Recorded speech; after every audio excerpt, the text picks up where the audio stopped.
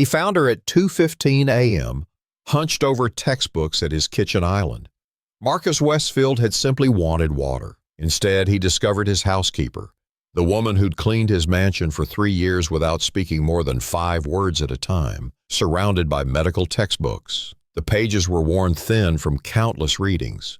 Her fingers traced diagrams of human organs with the reverence of prayer. When she looked up, her eyes weren't scared. They burned with purpose. What Marcus did next would shatter everything she believed about wealthy men and change both their lives forever. The Westfield estate stood like a fortress against time. Marble floors that reflected more light than they absorbed, vaulted ceilings that swallowed sound, art worth millions that nobody ever truly saw. Marcus moved through these empty spaces like a ghost. Since his wife Diana's death, silence had become his only companion. The staff knew better than to disturb this silence. They worked with mechanical precision. Meals appeared at exactly the right time, rooms cleaned without a speck of dust remaining, fresh flowers arranged in crystal vases. Everything perfect, everything lifeless. Sofia was part of this invisible machinery. 27 years old, always in a pressed uniform slightly too large for her frame. She moved through the mansion with her eyes down, voice soft, presence forgettable. To Marcus, she was simply function, not person. Till that night. Sleep had abandoned Marcus again. It often did at precisely 2:15 a.m., leaving him restless and thirsty. He descended the grand staircase in his robe, bare feet silent against cold marble. The sliver of light beneath the kitchen door confused him. Staff always finished by 10 p.m. He pushed the door open and froze. Sofia sat at the kitchen island, textbooks spread around her, not cookbooks, medical texts, anatomy, biochemistry, pharmacology. Her dark hair was pulled back in a messy bun, a pencil tucked behind her ear. Her hands moved quickly, taking notes in a spiral notebook already filled with tiny, precise writing. Marcus stood motionless. Sofia was so absorbed she didn't notice him. Her lips moved silently, repeating complicated terms, her brow furrowed in concentration. This wasn't casual reading, this was desperation disguised as determination. He cleared his throat. Sofia jumped, knocking over a mug of cold tea. "Mr. Westfield." Her eyes widened in panic. "I'm sorry, I didn't think. I'll clean this up immediately." "No," Marcus raised his hand. "It's fine. I just came for water." She stood quickly, chair scraping against the floor. "I'll get it for you, sir." "Sit down," he said, not harshly but firmly enough that she obeyed. Marcus poured his own water, then gestured to the books. "What is all this?" Sofia's hands twisted in her lap. For the first time, she looked directly at him. "Medical studies, sir. I'm preparing for an entrance exam." "You want to be a doctor?" The question came out more incredulous than he'd intended. Her chin lifted slightly. "Yes, sir. A surgeon, actually." Marcus examined the books more carefully. None were new. Pages were dog-eared, margins filled with notes, highlighted passages on every page. These books had been studied for years. "Where did you study before?" he asked. "Community college, then online courses. I can't afford traditional medical school, but there's a distance program that offers scholarships if you score high enough on their entrance exam." Marcus didn't respond immediately. He'd never bothered learning anything about Sofia beyond her work performance. Now he realized he knew nothing about the woman who had cleaned his home for 3 years. "You do this every night?" he asked. She hesitated. "Not in your kitchen, sir, just tonight. The electricity in my apartment building is out. I have the exam in 3 days, and I couldn't miss studying." Fear flashed across her face. "I've finished all my duties, I promise. I just thought—" "It's fine," he interrupted. "Don't let me disturb you." He left with his water, but paused in the hallway watching the light under the door. Something uncomfortable twisted in his chest. Not anger. Something he hadn't felt in years. Curiosity. The next morning, Marcus called his house manager, Reynolds, into his office. "How long has Sofia Reyes worked here?" Reynolds blinked in surprise.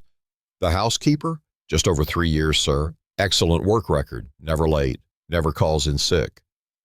What do you know about her background? Reynolds shifted uncomfortably. Not much, sir. She's very private. I believe she sends most of her salary to family in New Mexico. Her references were impeccable. Marcus nodded, dismissing Reynolds with a wave. That night, Marcus couldn't sleep again. At 2:15 a.m. exactly, he found himself standing at the top of the stairs, listening. The kitchen light was on again. He didn't enter this time. He simply watched through the crack in the door.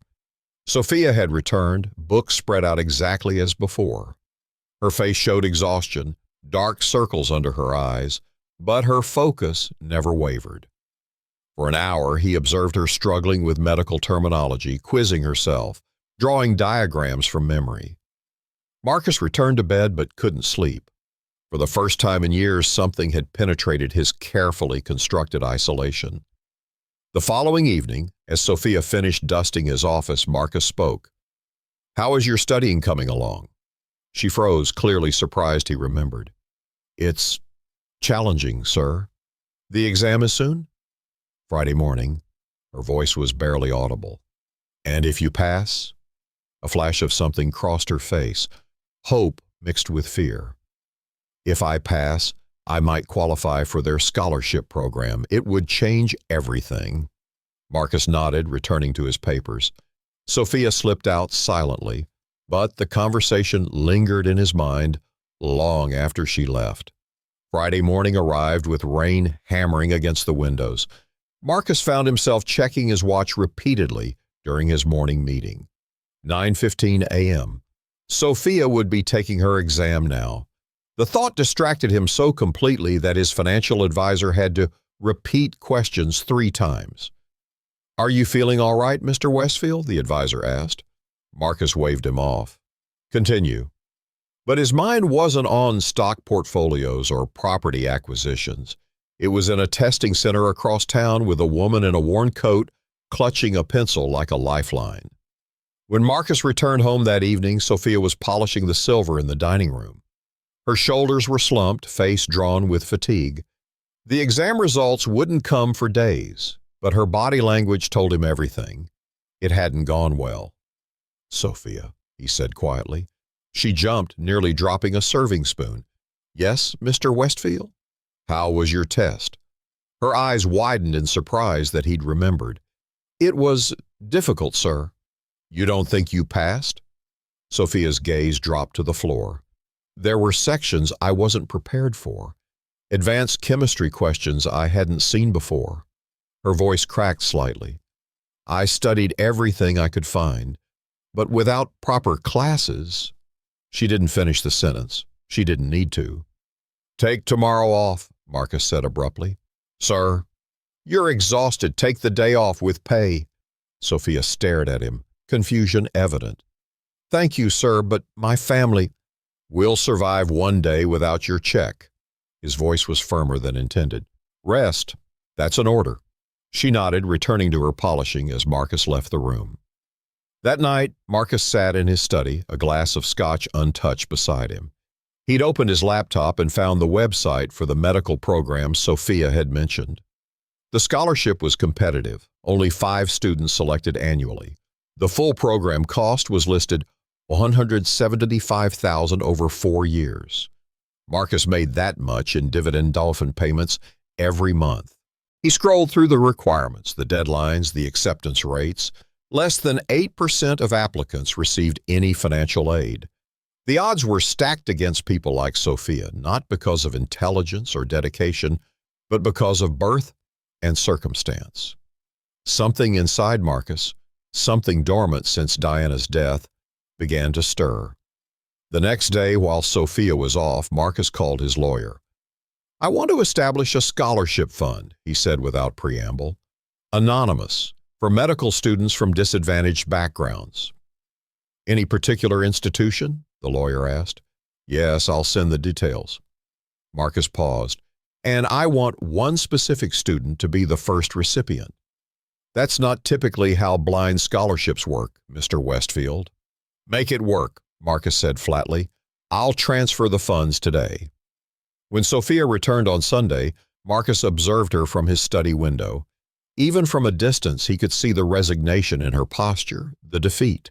She moved more slowly, the weight of shattered dreams visible in every step. For 3 days, Marcus said nothing. He watched Sofia resume her duties with mechanical precision, her eyes now permanently fixed on the floor. The spark he'd glimpsed in the kitchen had dimmed. On the 4th day, he found a resignation letter on his desk. "What is this?" he asked when she brought his afternoon tea. "My 2 weeks' notice, sir." Sofia's voice was flat. "I'll be moving back to New Mexico to help my mother with my younger siblings." "The medical program?" Her hands twisted in her uniform.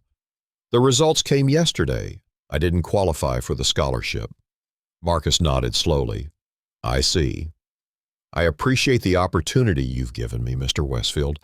I'll ensure your new housekeeper understands all your preferences before I leave." She turned to go, shoulders curved inward like someone carrying too much for too long. "Sofia," Marcus called after her, "check your email tonight." She frowned in confusion.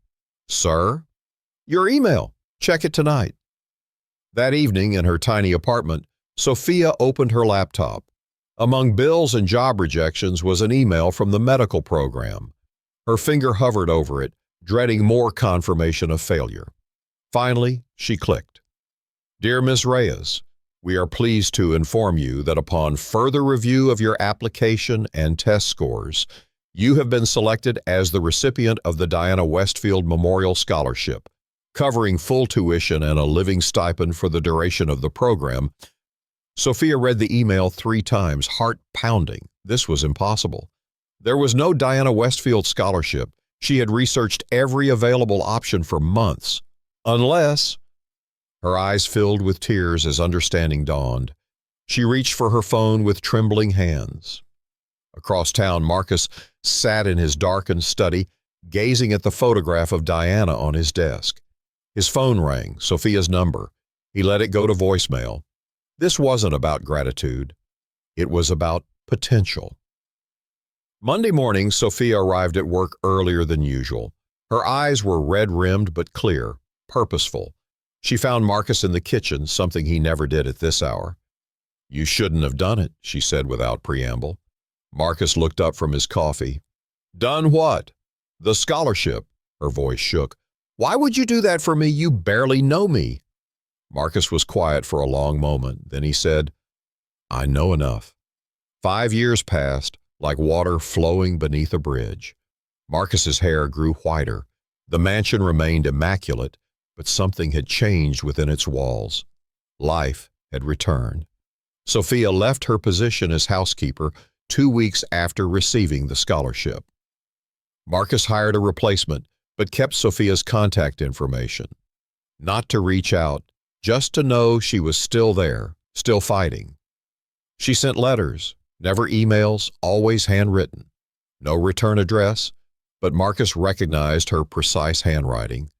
She never mentioned the scholarship directly, never thanked him again after that morning in the kitchen.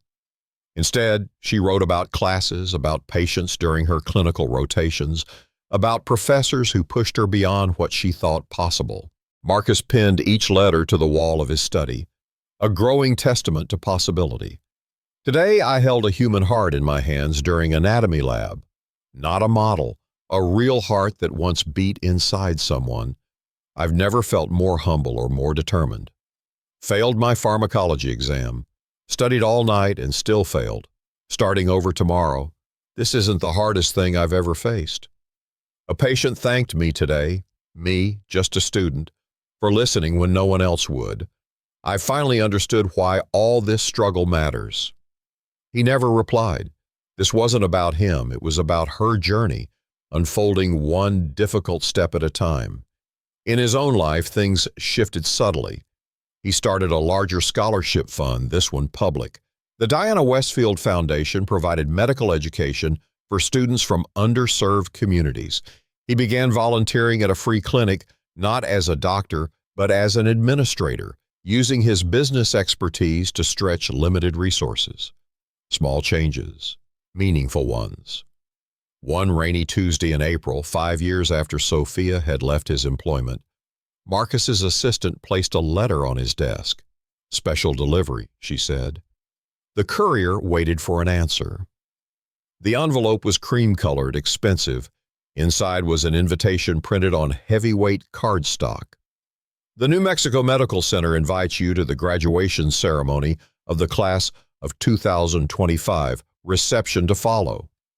Paperclipped to the invitation was a note in familiar handwriting. "Front row, seat 7. It would mean everything if you came. S." Marcus sat motionless, staring at the invitation. 5 years of letters on his wall. 5 years of quiet progress. Now she was asking him to witness the culmination. 2 weeks later, Marcus sat in an auditorium filled with proud families clutching flowers and balloons. He felt conspicuously out of place in his tailored suit among parents in their Sunday best. He'd brought no flowers, no camera, just himself. When Sofia's name was called, Dr. Sofia Reyes, something tightened in his chest. She crossed the stage with confident steps, nothing like the woman who had once cleaned his floors with downcast eyes. Her smile was radiant as she accepted her diploma, her white coat gleaming under the lights. At the reception, Marcus stood apart from the celebrating crowd. He watched as Sofia hugged her family. A tired-looking woman he assumed was her mother, 3 younger siblings beaming with pride. He was about to slip away when Sofia spotted him. She excused herself and walked directly to him, white coat still on, diploma in hand. "You came," she said simply. "You asked," he replied. They stood in silence, surrounded by celebration, but somehow separate from it. "My mother needed heart surgery last year," Sofia said finally.